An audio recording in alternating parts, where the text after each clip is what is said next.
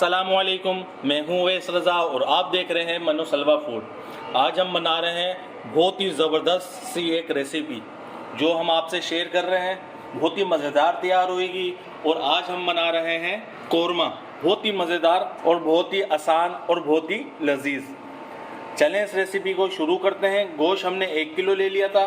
ये मिक्स गरम मसाला है और लहसुन अदरक हमने ले लिया है। इस तेल के अंदर हमने प्याज को ब्राउन कर लिया है और प्याज हमारे पास थी 4 अदद। चलें रेसिपी शुरू करते हैं। सबसे पहले हम इसके अंदर गरम मसाला डालेंगे, बिस्मिल्लाह, और इसको हल्का सा हम कड़कड़ा लेंगे। ये देखें माशाल्लाह हल्का सा हमने इसको कड़कड़ा लिया है। अब इसके अंदर 2 चम्मच डालेंगे लहसुन अदरक का पेस्ट।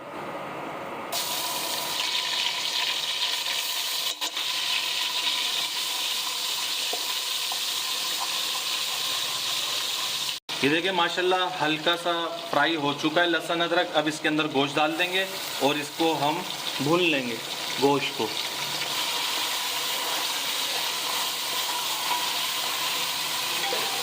हम इसको इतना फ्राई करेंगे बस इसका कलर चेंज हो जाए गोश्त का। ये देखिए माशाल्लाह 2 मिनट के लिए फ्राई कर लिया है। इसके अंदर हम डालेंगे धनिया पाउडर, 1 चम्मच धनिया पाउडर। इसके अंदर हम डालेंगे आधी चम्मच हल्दी।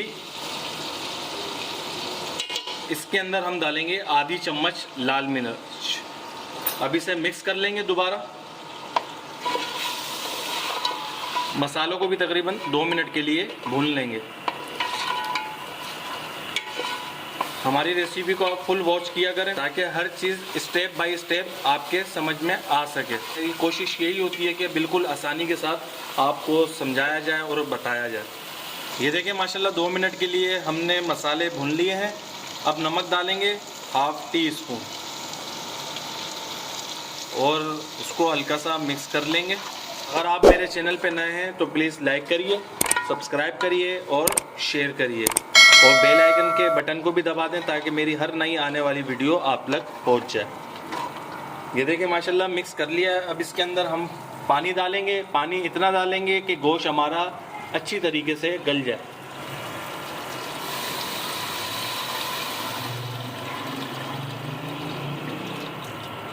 ये देखिए माशाल्लाह 1 जग हमने इसके अंदर पानी डाला है। गोश्त को हम गलने के लिए छोड़ देंगे। ये देखिए माशाल्लाह गोश्त हमारा गल चुका है और हमने जो प्याज को ब्राउन करके रखा हुआ था, ये देखिए माशाल्लाह इसको ब्राउन किया और इसको इसमें निकाल लिया था और ऊपर डीप फ्रीज़र में थोड़ी देर के लिए हमने रख दिया और ये क्रिस्पी सी हमारी ये प्याज हो गई है।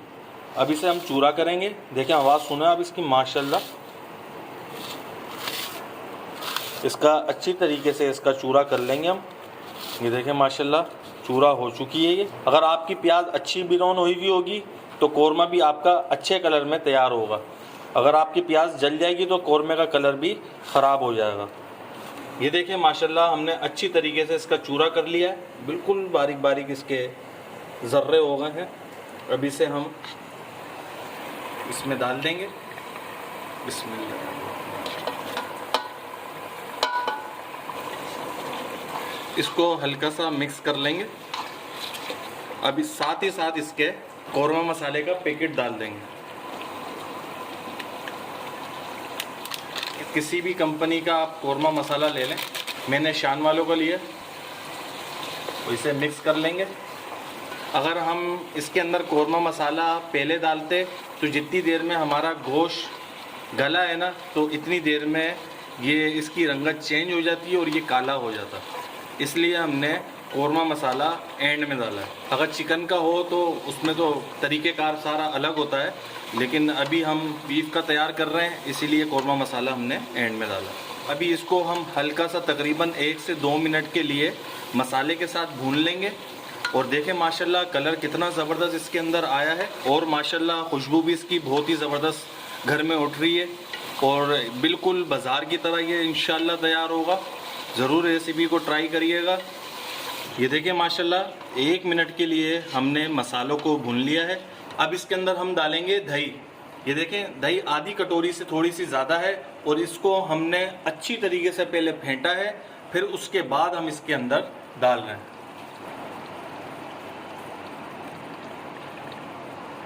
अब इसको मिक्स कर लेंगे।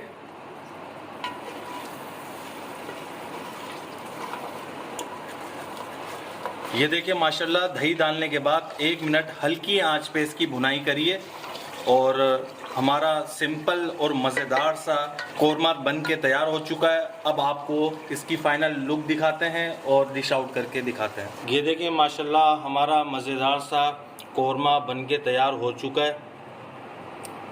ये देखिए माशाल्लाह, अपने घर में इस रेसिपी को ज़रूर ट्राई करिएगा, फिर कमेंट में बताइएगा कि आपके घर में कैसी तैयार हुई। अगर मेरी आपको ये कोरमे की रेसिपी पसंद आई हो तो इसे लाइक करिए, सब्सक्राइब करिए और शेयर करिए। दुआओं में याद रखिएगा। मुझे दीजिए इजाज़त। अल्लाह हाफिज़।